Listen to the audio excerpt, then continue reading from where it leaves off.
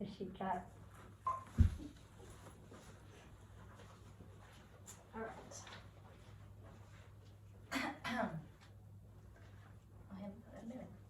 How many people in this room suffer from pressure headaches, numbness and tingling in their arms and feet, or even just balance issues? If anyone has any of these symptoms, I would like to talk to you today about what is called Arnold-Chiari malformation. Things you need to know about this condition are the symptoms, how we treat them, and how to live your daily life after finding out you have it. I'm going to hand out some little packets with some pictures.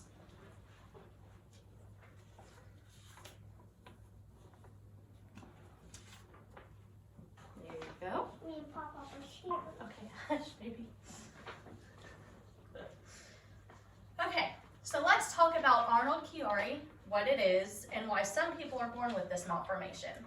If you look on the first page of your handout, you can see the front page, the first page, yes. You can see a brain that has Arnold-Chiari malformation and one that does not. So, Arnold-Chiari malformation blocks spinal fluid and causes pressure buildups. So the Arnold-Chiari malformation is the malformation of the cerebellum, which is located in the back of your skull, and it blocks your cerebral spinal fluid from being able to circulate correctly throughout the body.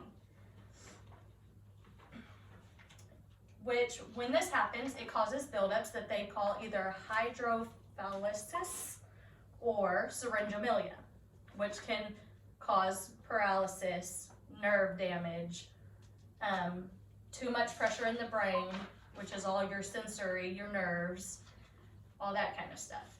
So Chiari malformations are structural defects in the base of the skull and cerebellum.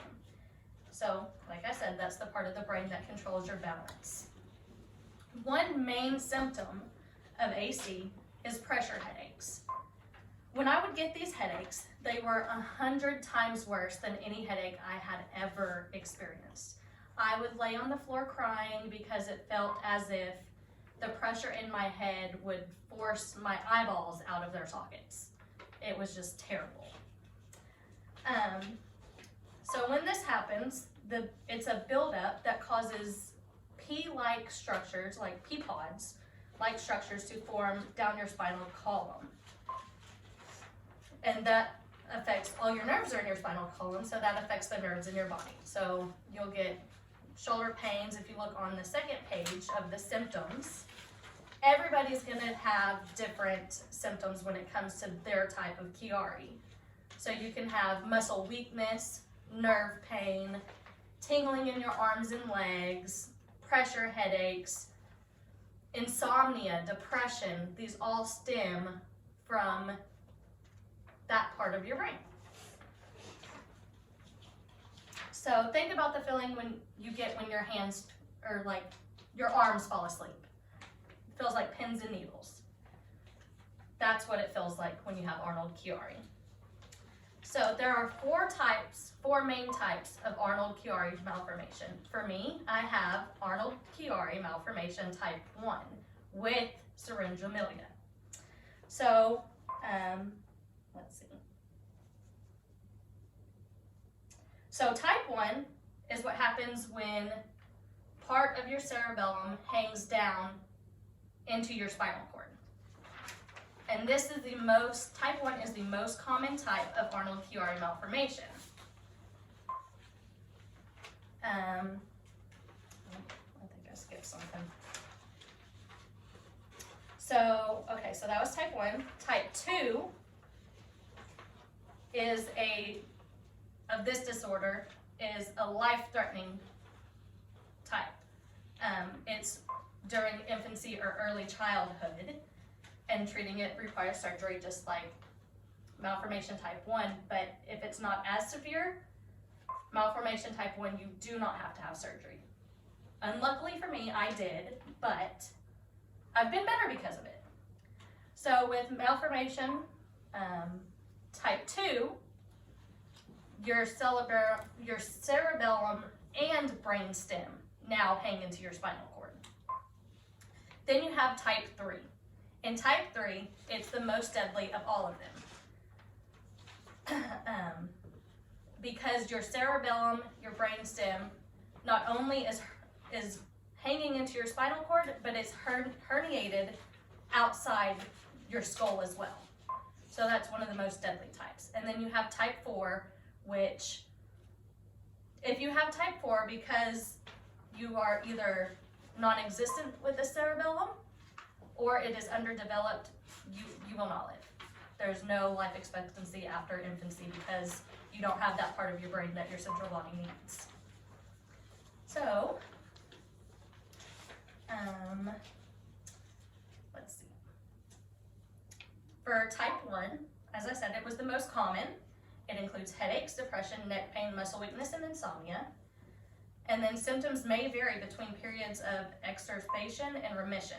So you can go some days having your symptoms and then go a while without having any symptoms at all. Or in my case, I lived up until 22 years old, never knowing I had it, had no symptoms other than pressure headaches, but you get headaches, you don't think to check it, and then passed out, hit my head, had to go to the hospital and found out that, wow, I have this thing that nobody even knows anything about.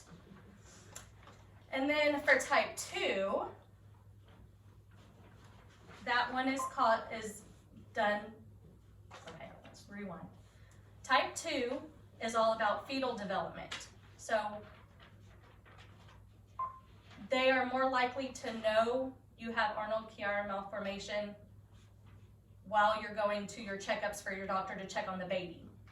That's when they can kind of look into it. Other than that, Arnold-Chiari is not as common, so it's not researched and looked into as much as it should be.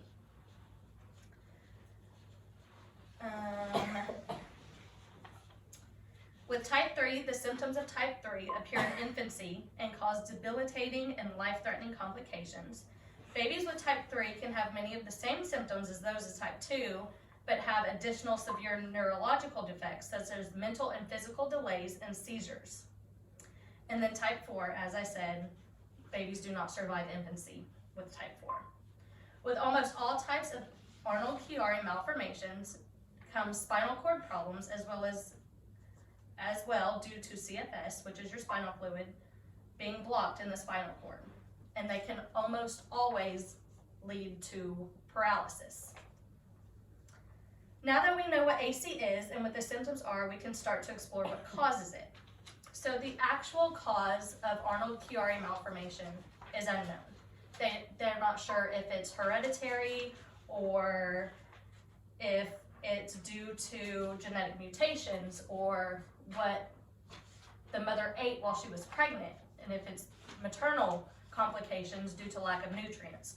Nobody knows. Most Chiari malformations occur during fetal development, and much less commonly, Chiari malformations can occur later in life. This only happens when an excessive amount of cerebrospinal spinal fluid is drained away because of an injury, infection, or an exposure to toxic substances. And now that we know how it's caused, let's dive into how we treat it. If you turn to the next page in your thing, you will see a surgery, a decompression surgery. So, after you're diagnosed, either through a CT scan, an MRI, or an X-ray, your doctor will be able to measure how long your tonsils are and how far they hang down into your spinal fluid, or your spinal cord. For me, mine were 15 millimeters long, so that was a very significant number for how far they hung into my spinal cord, which meant that if I wouldn't have had my surgery, I literally had it days after finding out that I had this problem, I would have been paralyzed from the neck down.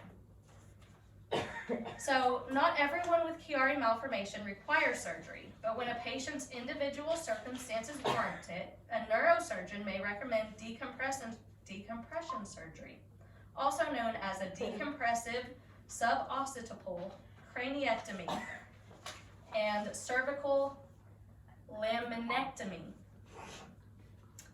In this type of surgery, the neurosurgeon goes in and they shave away pieces of your bone at the base of your skull. They also shave away the backs of your top 2 vertebrae.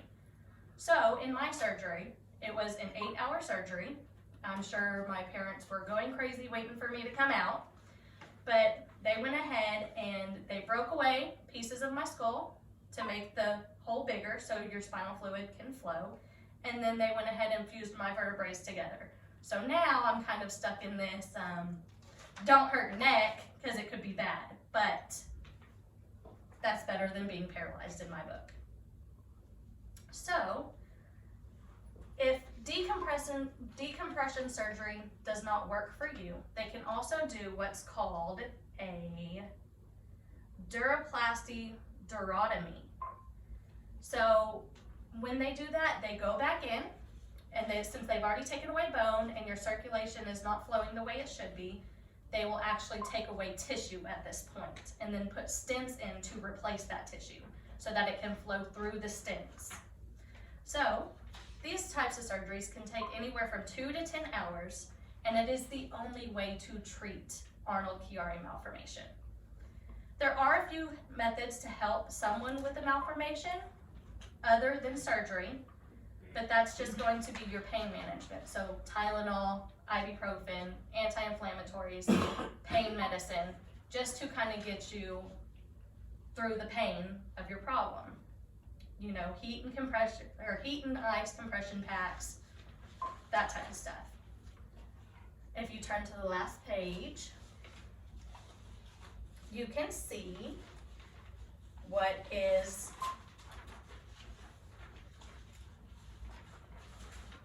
the aftermath of a surgery, a decompression surgery. So you can see where they took out pieces of the skull on the, I believe it is the far right is the after. And you can see where they took away pieces of that skull to kind of widen the area.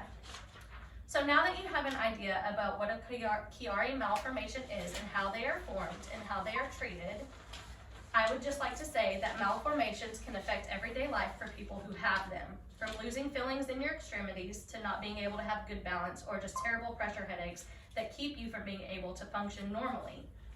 Arnold-Chiari is a very scary brain defect that affects more people than we realize, and there's not really a cure. And it is something that is also not studied as much as it should be, because it is rare. So after hearing about these different types of malformations, who thinks they might know someone who should get an MRI to make sure that they don't live with this problem?